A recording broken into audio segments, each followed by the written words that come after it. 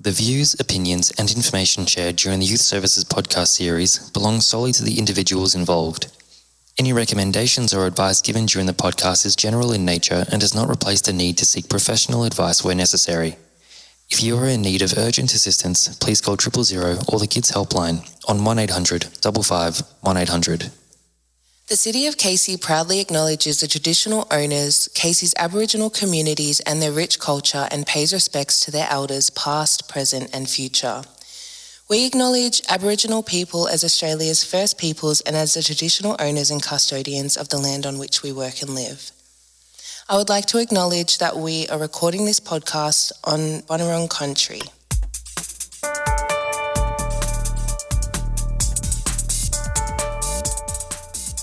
Hello everyone and welcome to episode 4 of the Casey Youth Services podcast. We are your hosts. I'm Jim Cameron. I'm a youth worker here at the City of Casey. And I am Taryn Heger and I'm also a youth worker here at the City of Casey. Today we are joined by the wonderful Nyarath Gatkuoth. Hopefully I pronounced that correctly. Yes, that was actually a really good attempt. Thank you. Who is a young person, a spoken word artist and most recently a Bunjil Place Arts Trainee. Welcome Nyarath. Thank you. Thank you for being here today. Thank you for having me. I would like to start off with a light-hearted icebreaker question for both us, you, everyone. If you were a food, what would you be and why? If I was a food, I actually had this conversation the other day of what vegetable I would be. And I said I would be a sweet potato because I'm versatile and robust. Oh, yes. fantastic. It's like a sweet potato is such a good, grows underground. It's grounded. It's good rooted and hearty food. So I was like, I love a good sweet potato. And there's so many ways you can have it. Yeah, definitely. Or I would be, can I give a secondary? Yeah. I love a good food. I could talk about food all day. Good, let's do it. But Madida as well, which is it's like a South Sudanese custard, or maybe it's like East African, North African. It's like a custard drink that you have when you're typically sick or unless you're me, I have it all the time, honestly. It soothes and nurtures the soul. It's like a thick custard drink that isn't too sweet, and it's has cardamom and spices. Oh, yum! It's good. Sounds so good. Taz? If I was a food, I feel like I'd be chocolate, but not just chocolate. Maybe a nutty chocolate. Yeah. Not because I'm nutty, but because I don't know why. It's little pieces of goodness that's actually good for you. Yes. That's something that's inherently good. Yes. Thank you. Yeah. You worded that so well. Cool. Yes. Cool. And mine's a little bit, it's kind of similar to the sweet potato, but just the regular potato. Oh, yeah. So a lot of the qualities of sweet potato just less good for you. Yeah. And chips are my favorite food. So in all varieties. Valid. So, yeah. That's me. That's my thing. Yeah, cool. Now, for our listeners, could you tell us a little bit about your role as a Bunjil Arts Trainee, Nyarath? Yes, so my role as a Bunjil Arts Trainee, I work in the Art and Cultural Development Department, so sort of like an arts programmer. So I work with Erica Sanderson, who is the education programmer, and so I work with her. So amazing, and a variety of teams as well, like the gallery, and I've had the opportunity to sort of branch out to marketing as well and do some work and just sort of explore the various roles available at Bunjil Place as well, and learning too. That's awesome. Cool. Are there any exciting projects you're working on at the moment that you can tell us about? Yeah, if I could tell you about... Classified.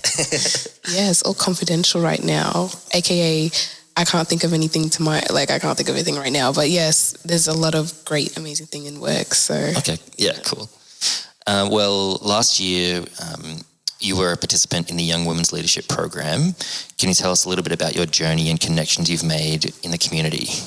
Yeah, so the Young Leadership Program, I think I did that last year, as you said, in Year 12. And in Year 12, for me, was very isolated because of COVID. And so we were, at home majority of the time. And so it was nice to sort of connect with other people that shared the same, interests and also, values and things like that. online, and then also learn like leadership skills, but also like life skills as well, which I feel like school was like missing as well. So that was really a really amazing opportunity to be a part of. And the connections I made through that, sort of like in KC, sort of just understanding the different like programs on offer as well, and also just like meeting new people as well, which is always a great thing. Yeah, definitely. It feels like there's a lot kind of going on.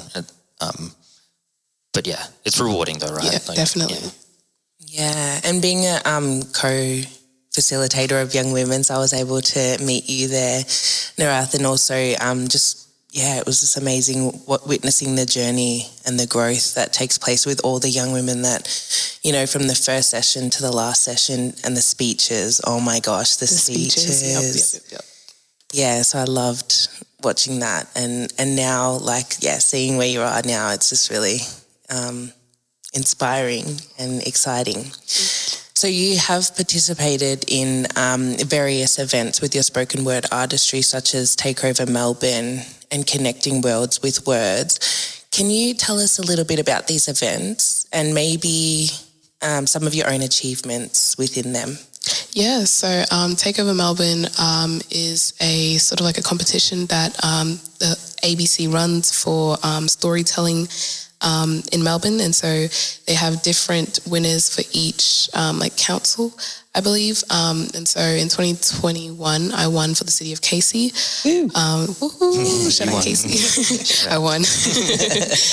We kind of knew that, but wanted to get you to say it.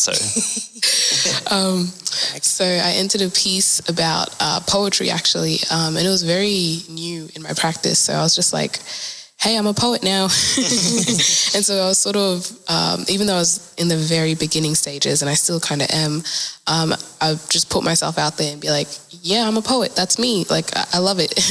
And it was really amazing to sort of share my story, but more so the story of poetry, which I really am a huge advocate for, because I believe in like the healing nature of it, and how I feel like storytelling is just so integral. And so from that, a whole bunch of stuff happened, such as the Connecting Worlds with Words, which was an amazing, amazing opportunity to have sort of my piece heard live across from New Zealand, and also like Federation Square as well, and Bunjil Place on the big screens. My family came out to see me. I think that was the first time they saw me perform, so that was like very special. My dad was live streaming the whole thing. Wow. So cute. Oh yeah, so it was really, it's really amazing to sort of see like my poetry and my art form sort of like validated on such large platforms, and also, it's just really cool. It's so cool. And the thing you said about like being a poet, like how do you become a poet? You write a poem, now you're a poet. So it's like really cool that like actualization that I'm just going to do it, and now I'm a poet. And it is overwhelming, like that realization that other people see you as that as well, and then it's kind of like it's like this cycle. Like it just kind of gets better and better the more it's validated. Yeah, like you said. definitely. Yeah, and I love how you mentioned, like from Takeover and winning that competition, it sort of snowballed after that, and you're able to like grow in being a poet, and other doors open, which is really exciting. So we know that spoken word events are awesome, but what do you think draws young people to this type of self-expression, and how might that help to explore one's identity, culture and language? That's a really good question. I think it's because spoken word is such an unconventional medium, and because it's so unconventional, it's almost like a rebellious act for me to sort of perform it, because it's sort of like weird and like wacky. You're sort of like yelling at an audience on stage. People pay you to do it sometimes, so that's really... And escalates. Yeah, it escalates. So, but I think at the heart of it, it's a form of expression, and I think the huge variety and the way you can play with it and explore it is just an amazing way to sort of convey and to also tell your story and to share that. So I think it's a deeply personal, but at times, because it's spoken word, deeply public as well, form of art, honestly. Like, your words are yours, but to share that with others, I think is very, very special and meaningful. So I think that is what might draw young people to it. And the second part was around identity and culture, language. How has poetry helped you, and how might it help others explore that? Yeah, so especially around language, growing up, English was not my first language. I was actually very opposed to sort of like speaking in general, because I was like, my accent, I don't want anyone to, make fun of me for it. So I was like, let me just not speak. And so I was known to be like very, very shy until I was probably like 12 is when I actually became like confident. And when I was 12 is when I first started writing my poetry. So that was sort of like a way for me to express myself and to sort of like explore different ways of my identity through writing. Because if I wasn't going to share with other people, I'm going to tell this paper and this page. So that's where I just took it and ran with it. And it wasn't until I was sort of like not forced, that's a horrible word, but sort of like pushed into the spotlight and like encouraged to sort of actually get on stage to share that. So I think poetry is a really, really amazing art form, and like very therapeutic for me to sort of explore my identity, as a South Sudanese woman, a Nuer woman, and also living in Australia as well, and migrating to Australia, and all these whole different identities. So poetry has always been sort of my therapist in some ways, not to, go against regular therapy, but that's my, that's me right there. So I love it for that. And I deeply encourage everyone to like get into it. Yeah. I have to concur that like it's such a great medium to express yourself. And I feel like there's a lot of like stress and like healing through it, right? There's Definitely. a lot of things that are, suppress things that we don't like speaking about, but writing it down can definitely help. And it's so moving as well, like watching some of the spoken word performances. I'm just like, I get really moved by it. Like it's very emotive and yeah, it's just amazing. But you share so much of your vulnerability through, your spoken word poetry. Is that something that's always come naturally to you, or? No, it's actually like, it's very like contradicting because like even like my friends would be like, you're a very private person. I'm like, unless you very specifically ask me a question about something, I just do not reveal it. But then in my poetry, like my friends saw me perform for the first time and they were like, I did not know that about you.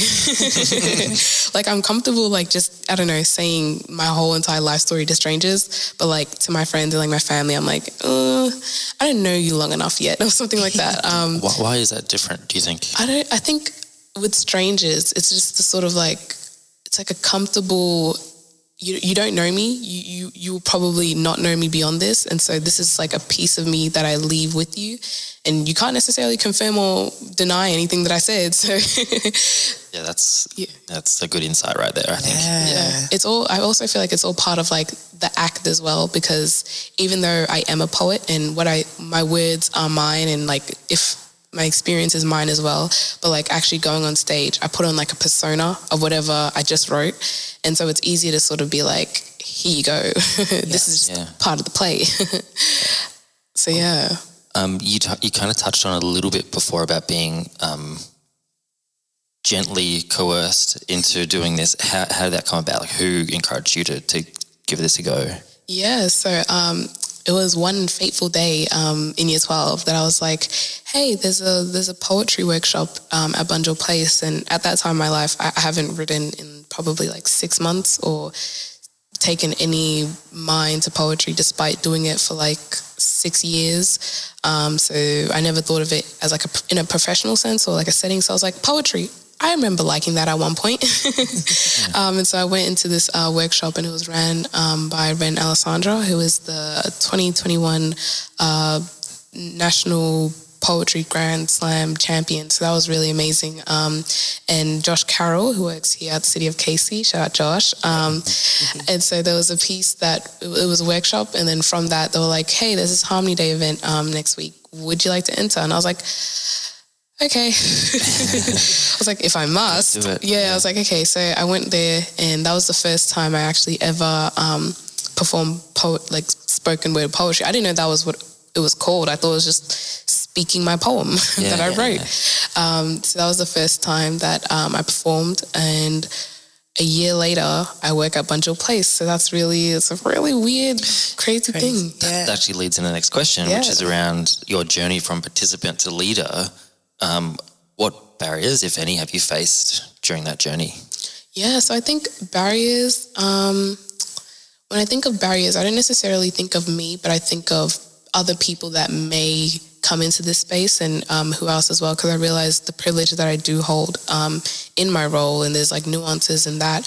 So I guess the barrier, in my experience, the barrier that I first probably faced was like not necessarily knowing like what I was going to do. So there was no mentors to like, hey, how do you pursue poetry and how do you make that a job, or how do you get a job in the arts as well? I feel like that was never something that was really touched on, I guess in school or just like in life, or the people that I met, or like career advice or anything like that. So, and I feel like poetry isn't, as I said, like a conventional medium, like painting or like working with your hands.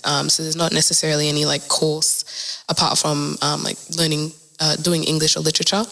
However, I was very opposed to that because I was like, it's very rigid. So a barrier was probably just not knowing what was out there. What advice would you give to listeners who might face any sort of barrier or similar barriers to what you've just mentioned, and they might find it a little bit hard to be vulnerable?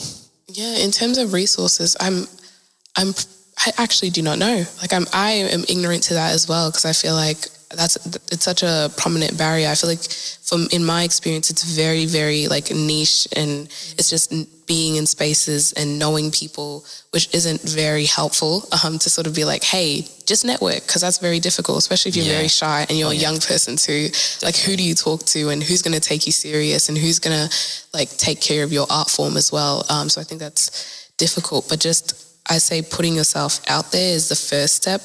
No matter how scary that is, just putting yourself out there, I feel like the right people will find you, and hopefully from there you will get where you need to be. Apologies for the vagueness. No, that's good. And I guess a part of that, would that include, in terms of like honing your craft and things like that, what do you do? And in terms of practice, and what would you advise people wanting to get better?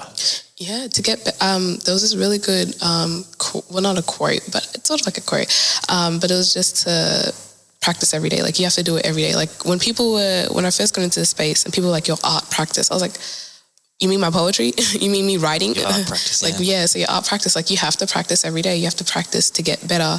And so this is very hypocritical of me because I don't do that. But like, I'm keeping it real. I'm keeping it 100 authentic. But honestly, writing, not necessarily for other people, but just writing for yourself. Let it be bad, let it be horrible, let it be trash. Throw it out afterwards if you feel like it. But they're your words, you know? Yeah. They're your words, and you have to take care of them and make sure that, you know, that you're giving them the time. Yeah. Is a big part of it being like true to yourself, you think? Like being honest? Yeah, definitely. Like, you can't... The huge part of it is, if I'm not being honest with myself, then there's no point in me writing. There's no point in me picking up a pen or even opening up my notes app. There's no point of it. Like, you have to be honest with yourself first in order to create something like original and to create something authentic. Yeah. I feel like authenticity is something that my poetry like taught me, these are my words. I have to sort of show up for them literally on stage, and I have to say them. So of course they have to mean something to me, and they have to be real and true to me, even if it can be like fictional. If they're still my words, so it's just about being authentic. So yeah. And you're definitely like a walking testament of that. Like, we listened to the Takeover and the Connecting Worlds with Words. We watched that video, and it was just amazing. We'll definitely link it. Speaking of which, definitely stick around to the end of the episode where Nyarath is going to recite one of her poems for us. So what is something that you've achieved that you're proud of? Probably many things, but what's something that's a highlight? A highlight would probably be So it was the Rise of South Sudan festival in April, and it had a whole bunch of multidisciplinary South Sudanese artists here at Bunjil Place, and everyone performed, and that was just like so amazing. I was able to perform some poetry and sort of be connected with my community because, as I said, I've always been very shy, and that's even like within my community as well. So I never would go out to like events and stuff because I'm like, ooh, because I was just very introverted. So to sort of introduce myself, or I guess this version of myself, to my people, and to sort of be like, hey, I'm out here, what's up? And to just sort of really engross myself in my culture as well was just such an amazing opportunity. And to have, once again, my family come out was just like a big accomplishment for me, because that was probably a couple of them the first time for them like seeing me perform. And also my dad brought out all my uncles and things like that. So yeah, that's a really special accomplishment for me. So yeah. That is special and such a big milestone. So what's next for you creatively, professionally, or other? Oh, what's next? That's a good question, because I sort of have to like think about it, because I've just been cruising. No one knows, but I've just been coasting by. Yes. I've just been waking up. I'll be like, what's up today? But I think what's next is I don't know. I feel like it's only up. Honestly, that's my motto. It's only up from here. So yeah, we'll see. There's so many questions. I could just go all day. I think just exploring any kind of art form is like a really cool thing. And when you talked about being true to yourself, I think that applies to any art form. Definitely. That really resonates, I think. But thank you. Thank you for having me. And as promised, before wrapping up, Nyarath is going to recite one of her poems for us. So sit back and enjoy this very special performance. Here's Nyarath Gatkuoth with an ode to Zalabia. Huddled around a boiling pot of grease, she passes the next batch to me and I onto her. We are pharmacists, serving a sweet dose of diabetes. 5 meals for birthdays, 10 for weddings, 15 for baby showers, and 50 meals for funerals.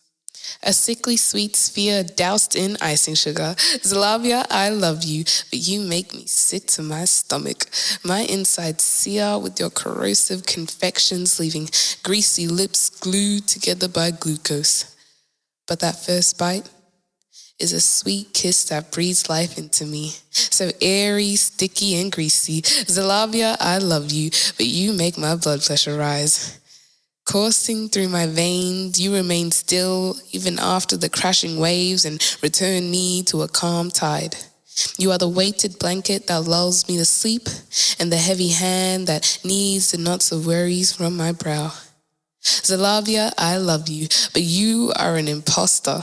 With your many names, Jalebi, Jalapi, Mushabak, Zalabia.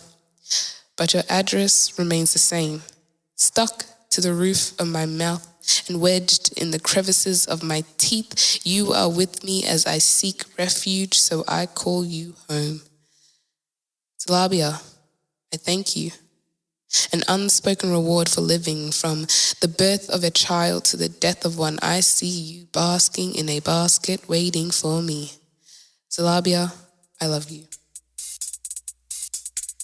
Well, that brings us to the end of episode 4 for the KCU Services podcast. Nyarath, thank you so much for being here and sharing with us all.